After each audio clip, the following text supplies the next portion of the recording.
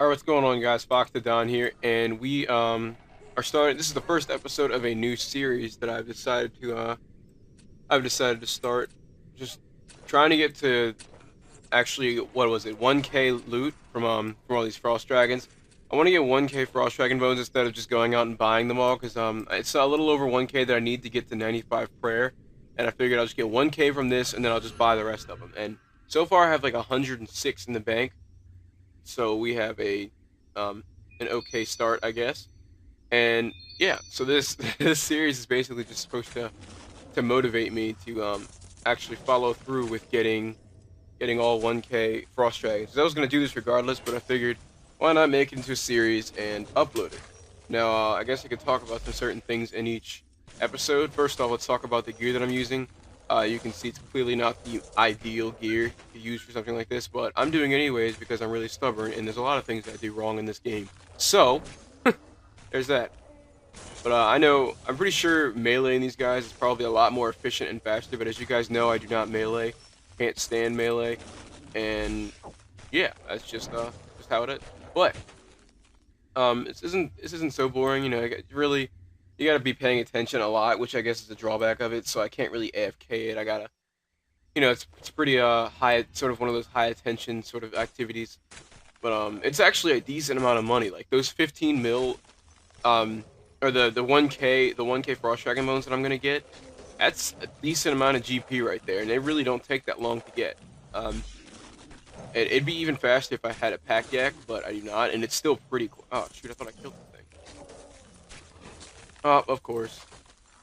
But yeah, if I had a pack yak, this would be so much faster. But it's still pretty quick with actually, it's not that much of a difference. I think I saw someone do a comparison video of all the different ways. Like if you didn't use a BOB and then all the different BOBs, including the Terror Bird, they were just showing the different rates, and it showed that the only real significant jump is from, it'd be better to use a BOB than to not use a BOB, just because it decreases bank running time. And I saw that the difference between War Tortoise and Pack really wasn't that significant. Now, of course, there's a difference which can add up over a while, but it really wasn't that big of a deal. I do plan on getting a Pack eventually. I'm actually stacking up old charms right now. And since a good way to train range is to actually fight water fiends or aqua fiends, whatever they are, in the chaos tunnels, they drop a lot of crimson charms, and so I'll be sitting there. I'll be sitting there a lot too. And for those of you that are actually planning on, fighting frost dragons for money, the way I'm doing it is not the way you should do it. The way I'm doing it is just because it's a decent speed. Like I have no problems and I get it done quickly.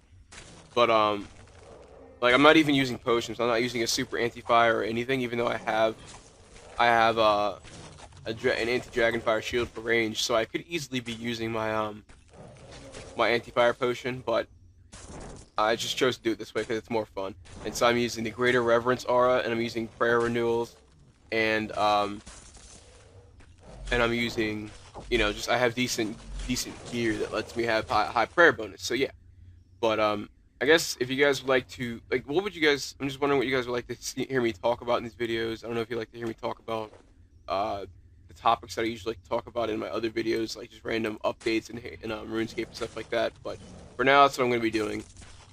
The updates that I saw, I've been talking about this for the past couple months. I've been really excited about is that they're updating the UI for, which is user interface for armor, and they're also updating the entire system itself.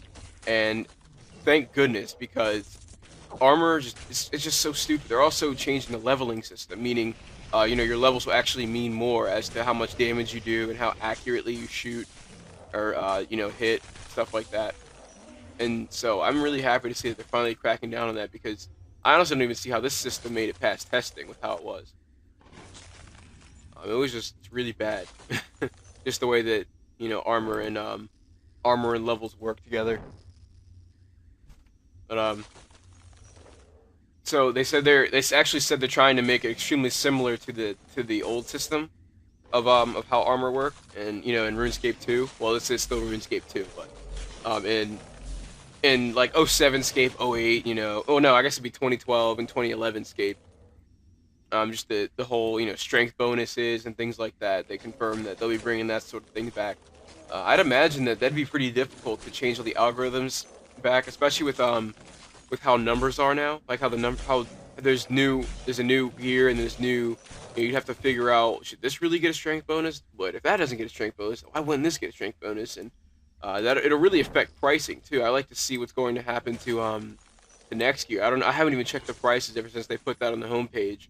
But I would imagine that if they're bringing things back to the way it used to be, that next gear prices would be going up because next gears were clearly the best. But that makes me think, will the player-owned ports armors be rising really high in price because maybe they'll get a strength bonus or maybe they'll get extremely amazing defensive bonuses. And it also makes me wonder, so are they going to be keeping the fact that everything has a health bonus, or are they going to make it so that it's only next gears that have health bonuses? And so I'm really confused as to what they want to do. They also said they're going to be introducing a lot of armor this month, specifically for players that like the hybrid. So I guess they're trying to sort of give their dual wielding thing a purpose, because there's really right now you have the ability to do it. There's really no reason to dual wield like across different. Well, I'm getting massacred this time. Of course, when I decide to record, I get massacred by these things. But there's really no reason to dual wield across classes. There's really no reason at all. And so I'm assuming that their hybriding gear is going to sort of encourage that, even though I still think people won't do it. I feel like it's still more efficient to use one type of combat. But I guess we'll see, huh? So I'm going to leave this spot. I don't know why I'm getting smashed right now. This is crazy. Of course, the moment I decide to start recording, I get hit by everything a lot. And that. Are they still chasing me? That's so ridiculous.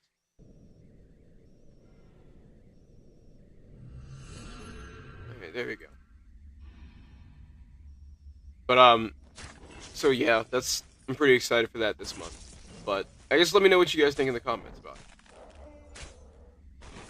So yeah, that'll be the end of the video. See ya.